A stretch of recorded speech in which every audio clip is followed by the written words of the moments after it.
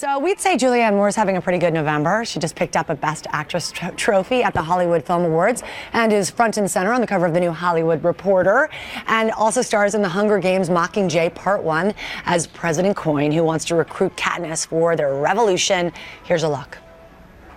When you fired your arrow at the force field, you electrified the nation. There have been riots and uprisings and strikes in 7 districts. We believe that if we keep this energy going, we can unify the districts against the capital. He left Peeta in that arena Katniss, to die. There is so many. Peeta was the one who was supposed to live. Miss Everdeen, this revolution is about everyone. It's about all of us. And we need a voice. And you gave that character quite a voice. Hi, Julianne. Great to see you. Nice to see you too. So let's talk about President Coin. This is you walk into this incredible franchise, right? And you really beefed up the role. Well, yeah, I mean, she's written kind of slightly in the books, really just from Katniss's point of view. So when Francis Lawrence and I talked about the character, we talked about who she was and how we could develop her, and we really wanted to give her a kind of a personal and political evolution. And how would you describe the President Coin that you've created? She's someone who's been living underground for a really long time, has been kind of, they've had very few resources.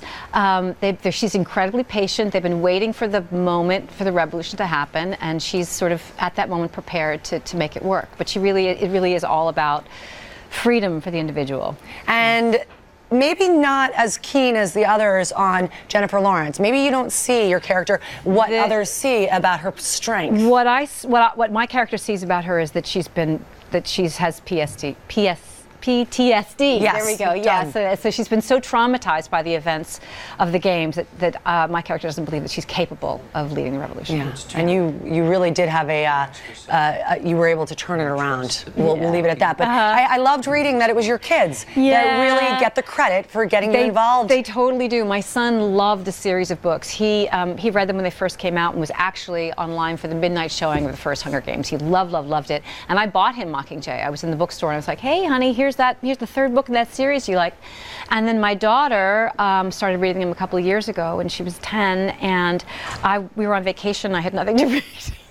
She was playing ping pong with her brother, and I picked up her copy of Hunger Games, and I was like, wow. You couldn't put it down. Yeah, it was amazing. And I finished them, and I was like, who's playing Coin? And my kids were delighted, because I'm never in anything that they want to see. So, yeah, I mean, that's, we always joke, what's the defining moment where you're actually somewhat cool to your kids? Right. Did this do it? Did this put you over the edge? I think they were pretty excited about it. And what was it like for you to come into this very tight-knit group? Because we've been lucky enough to spend some time with all of them.